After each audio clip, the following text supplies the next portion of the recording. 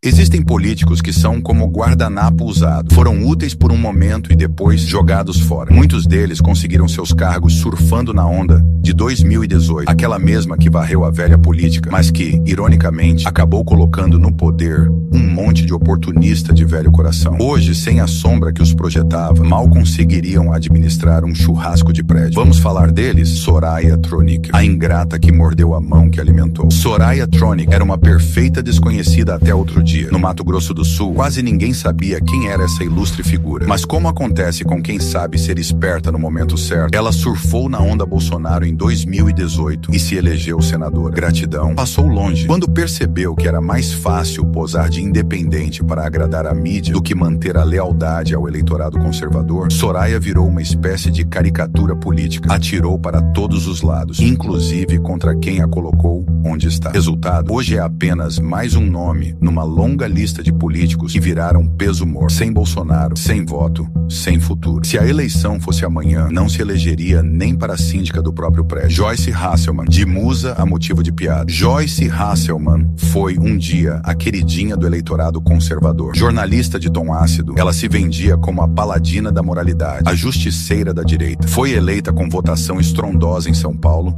novamente na esteira do bolsonarismo. Mas logo depois, decidiu que seu projeto pessoal era maior do que qualquer alinhamento ideológico. Traiu o eleitor, brigou com o presidente, se tornou figurinha carimbada da esquerda gourmet da Faria Lima e passou a ser ridicularizada até pelos que um dia a aplaudiram. Seu futuro político? Não tem. Hoje é conhecida como a ex-bolsonarista ressentida que tentou abraçar a esquerda e acabou rejeitada dos dois lados. Se for candidata a síndica, perde para o porteiro. Esse é o Personal do Saber. Deixe o seu like e se inscreva. Obrigado. André Janones, o oportunista de carteirinha. Ah, Janones, um personagem que só existe porque a política brasileira adora um bufão. André Janones se vendeu como aliado da direita conservadora em seus primeiros passos, depois percebeu que a lacração e o populismo barato davam mais like no TikTok. Resultado, virou garoto propaganda do lulismo disfarçado de defensor dos pobres. Nos bastidores é visto como um político que ninguém confia, nem a direita,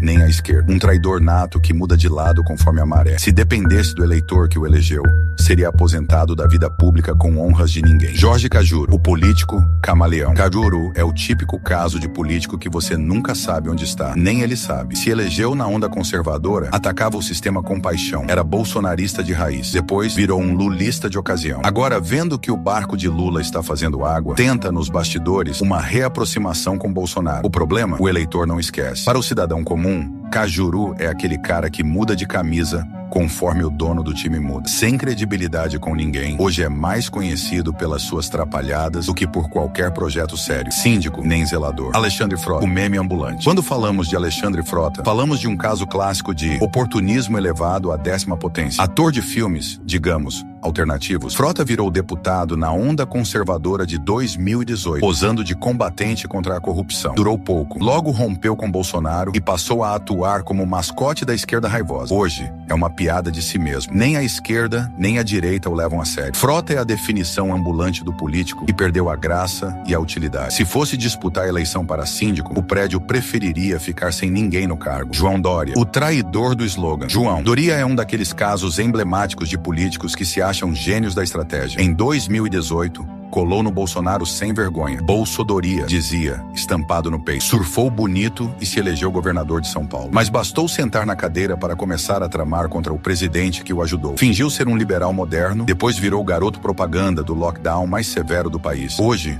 Dória não tem base, não tem voto, não tem moral. Tenta posar de estadista para a elite paulista, mas nas urnas seria varrido como poeira. Se concorresse para síndico no condomínio Jardins, talvez perdesse para o jardineiro. Ottoni de Paula, o evangélico de ocasião. Ottoni de Paula era em até outro dia um dos mais inflamados defensores do bolsonarismo. Usava a Bíblia em uma mão e a bandeira do Brasil na outra. Mas política, para alguns, é um jogo de interesses. Quando Bolsonaro não apoiou seu nome na bancada evangélica da Câmara, Ottoni virou o rosto e a ideologia. Hoje, posta foto abraçado com Lula e tenta reescrever sua história como se nunca tivesse sido de direita. O problema é que o eleitor evangélico não é bobo. Traição não se esquece. Se concorresse a síndico da igreja, tomava vaia na porta. Hamilton Mourão, o general que virou político e perdeu a mão. Mourão foi vice de Bolsonaro, mas sempre manteve uma postura digamos, morna. Quando precisou, ensaiou críticas. Tentou se mostrar como equilibrado para a velha imprensa. Foi eleito senador, mas hoje, se dependesse das urnas, seria atropelado. Mourão virou aquela figura que não agrada mais ninguém. Para a direita, é traidor morno. Para a esquerda, é inimigo jurado. Seu mandato vai até 2030, mas se a eleição fosse hoje, talvez não levasse nem a reeleição de síndico do clube militar. Simone Tebet, a política de aluguel. Simone Tebet dizia em alto e bom som que nunca apoiaria o PT, que era contra o retrocesso que Lula representa. Pois bem, bastou a proposta de um carguinho pomposo e um salário gordo para a resistência evaporar. Hoje é ministra de um governo que ela dizia abominar. Moral, zero. Credibilidade, menos ainda. Simone é o retrato da política brasileira. Discursos inflamados para enganar o eleitor e nos bastidores, a velha dança das cadeiras. Se disputasse a eleição para a síndica de condomínio, o prédio inteiro estaria procurando outro lugar para morar. Todos esses personagens mostram o que acontece quando se despreza a vontade popular em nome de projetos pessoais. Usaram a direita como trampolim, cuspiram no prato que comeram e agora caíram na irrelevância. A política brasileira é implacável com quem traz sua base. E no final, todos eles têm algo em comum. Não se elegeriam nem para síndico de suas próprias vaidades. E aí, qual foi o político mais ingrato da lista para você?